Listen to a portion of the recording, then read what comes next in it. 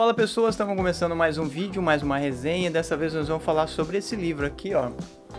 Preconceito contra a origem geográfica e de lugar.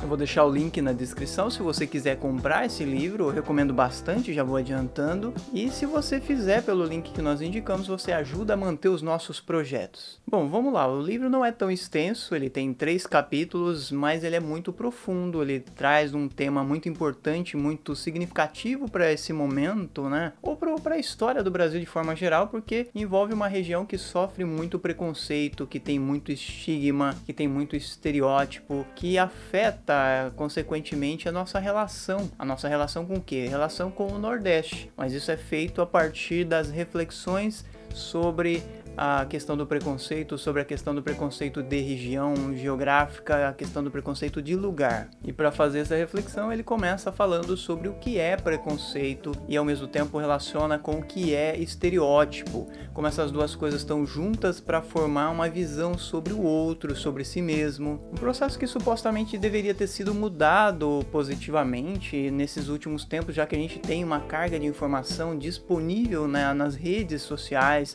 na internet, que possibilitaria um conhecimento maior do outro, mas não é exatamente o que a gente está vendo. E aí o autor começa com um capítulo de contextualização para falar sobre questões globais, como a ideia de definição do outro ela vai se colocando ao longo da história, desde o período lá mais antigo, da antiguidade clássica, quando a gente tem a questão do bárbaro, por exemplo, a questão da definição do que seria bárbaro naquele momento, ou seja, aquele que não é parte de nós, aquele que não tem a nossa cultura, mas ele vai avançar especialmente sobre a questão dos estados nacionais, a formação dos estados nacionais como Portugal, como Espanha, Inglaterra e assim vai, e faz isso para mostrar o surgimento dos nacionalismos em oposição aos regionalismos, em oposição às especificidades regionais, às línguas regionais que vão sendo taxadas como dialeto, por exemplo, tudo em prol evidentemente dos interesses nacionais, uma luta para definir de forma uniformizada um território maior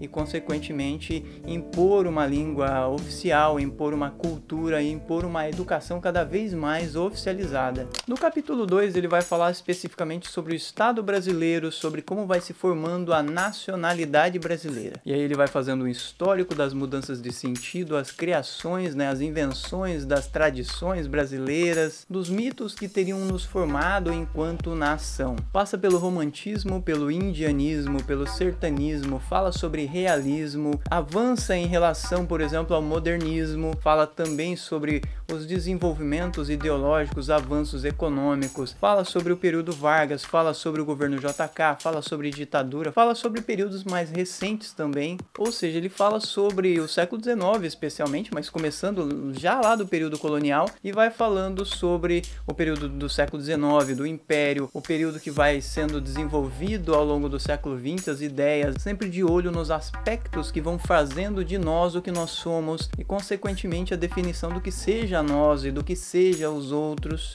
e como nós criamos essas ideias, esses conceitos e como nós recriamos eles também. E aí ele leva em conta o papel das raças, a ideia das raças, né? Afinal de contas a gente sabe pela biologia que não existem raças, mas existe racismo, existe a ideia de raças, a ideia da miscigenação, tudo que envolve a miscigenação, quando ela foi negativa, quando ela foi vista de forma positiva, por que ela foi vista de forma positiva, como é que se encaixavam, por exemplo, a raça indígena, a raça negra, a raça europeia, e ele faz isso para analisar a questão da miscigenação, por exemplo, a questão da integração, da exclusão, a questão da escravidão, da liberdade, a questão da não inclusão dos libertos. E aí ele fala evidentemente sobre racismo, ele fala sobre a questão do eugenismo, a questão do social darwinismo, fala dos avanços, fala dos atrasos, fala sobre os defeitos e as qualidades, ou supostas qualidades, dependendo do grupo que fala sobre como se construiu ou se reconstruiu todas essas coisas ao longo do tempo, como que isso vai se formando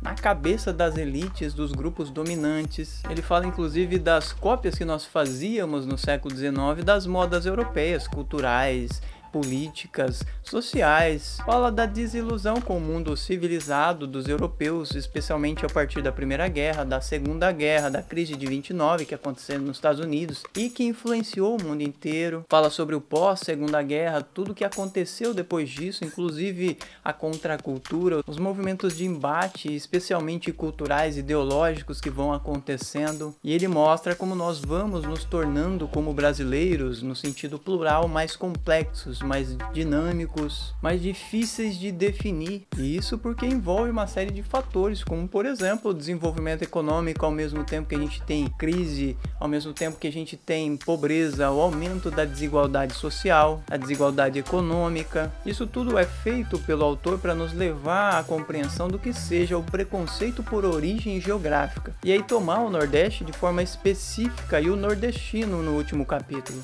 É justamente nesse capítulo 3 que ele vai mostrar como o Nordeste e o nordestino são inventados ao longo do século XIX, especialmente do século XX. Como a região se torna destaque, por exemplo, com a Grande Seca de 1877 e 1879. Isso porque ela afeta as elites, as classes médias e não mais apenas o povo, como sempre aconteceu, aliás. O nordestino é tema literário, é tema cultural desde o final do século XIX com o realismo. Daí surgirem a figura dos retirantes, dos flagelados, do cangaceiro, por exemplo, figuras tidas frequentemente como o estereótipo do nordestino. Ele nos diz ainda que outras visões traçam um perfil do Nordeste como uma região sanguessuga, com pessoas sanguessugas, os nordestinos, que viveriam às custas daqueles que produzissem, como é muito presente hoje em dia nas regiões sul, sudeste do Brasil, que é a gente falar, por exemplo, que o nordestino ele não produz nada, ele não gera nada economicamente, por isso ele vive às custas do governo, vive às custas de quem produz. Muita gente ao longo desse processo da formação do Nordeste vai tentando mostrar que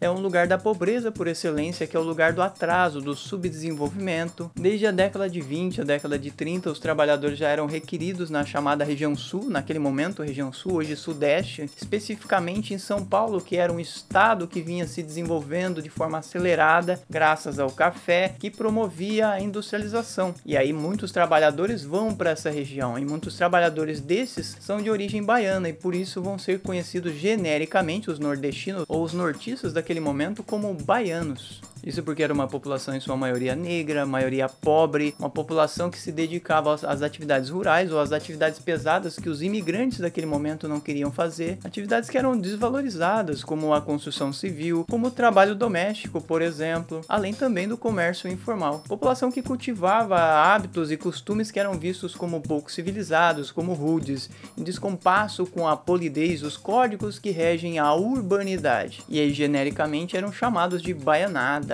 ou quando se fazia alguma coisa era chamado de coisa de baiano. Na década de 30 vão ser os paraibanos que vão predominar nessa corrente migratória e que por isso vão dar uma denominação genérica para todo mundo que vinha do norte ou do nordeste naquele momento de Paraíbas. Mas a gente precisa lembrar que o Nordeste como região é uma construção da elite, especialmente da elite pernambucana, assim como a ideia de nordestino é uma criação. O Nordeste que vai sendo gestado no século XIX, que vai sendo afirmado no começo do século XX e que vai ser reconhecido oficialmente como uma região só em 1941 com o recém-criado IBGE. O Nordeste é resultado do movimento tradicionalista, de onde o movimento cultural e artístico é encabeçado, por exemplo, por Gilberto Freire, que era um grande intelectual daquele momento. Esse movimento tradicionalista ele era contra, por exemplo, o modernismo, que nesse caso defendia o moderno, defendia o desenvolvido, defendia o que era em dia com o tempo, coisas que eram imputadas ao estado de São Paulo, que então se desenvolvia de forma acelerada, como a gente falou. A seca, o cangaço, o coronelismo, a religiosidade são vistos como características da região Nordeste, vão se tornando características da constituição do que é ser um nordestino. E nesse sentido são dados como símbolos do atraso, das permanências deletérias da região,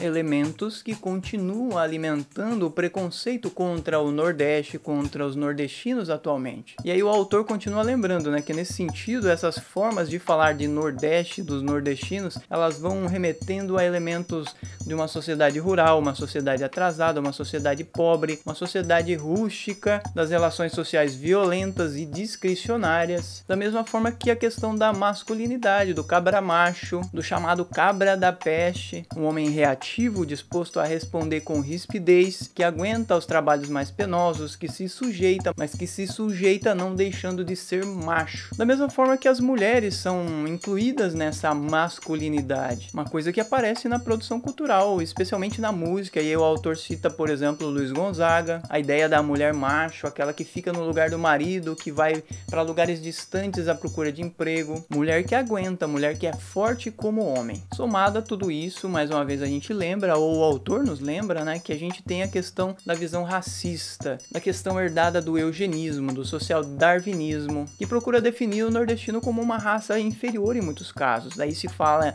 por exemplo, em cabeça chata, daí se fala, por exemplo, em termos pejorativos sobre a questão do corpo do nordestino e a suposta falta de beleza. Haveria supostamente um tipo nordestino. Em muitos casos se fala inclusive em sub-raça. E aí é importante dizer, o autor não nega a existência das mazelas, da miséria, da seca, da fome. O autor não nega que haja pobres, que haja retirantes, que no Nordeste haja religiosidade, que tenha havido cangaço, que tenha havido coronelismo, os coronéis tenham dominado a região. Portanto, ele não nega que a imprensa, a literatura, as artes, a academia de forma geral tenha se baseado na realidade. O que ele combate é que essas coisas sejam imputadas apenas ao Nordeste. Ou ainda pior, que no Nordeste haja apenas isso. E aí ele diz o seguinte, que esses personagens e esses eventos sejam suficientes para dizer o que foi a história desse espaço, ou como seria seus habitantes. O que ele questiona é justamente a lógica do preconceito, a lógica dos estereótipos, que é justamente tornar o complexo e o diverso algo simples e homogêneo, ignorando que no Nordeste existem muitas outras realidades, desde naturais, étnicas, culturais, econômicas e políticas. Não se pode também aceitar o discurso vitimista das elites regionais, que dizem que o Nordeste é preterido, que não tem recursos. Por outro lado, também não se pode pensar que o Nordeste ou os nordestinos são uma região, um povo sanguessuga que extrai dos outros moradores do Brasil aqueles que realmente produziriam os recursos, as riquezas, as poupanças. Enfim, é isso, espero que vocês tenham gostado. Esse livro é muito interessante e desde o começo eu já disse, eu recomendo bastante. Eu vou deixar o link dele na descrição, se você quiser comprar, se você fizer a compra pelo link indicado, você ajuda a manter os nossos projetos. E se você não conhece os nossos projetos, o link está na descrição. Obrigado por assistir, a gente se vê no próximo vídeo, um abraço para vocês e tchau, tchau.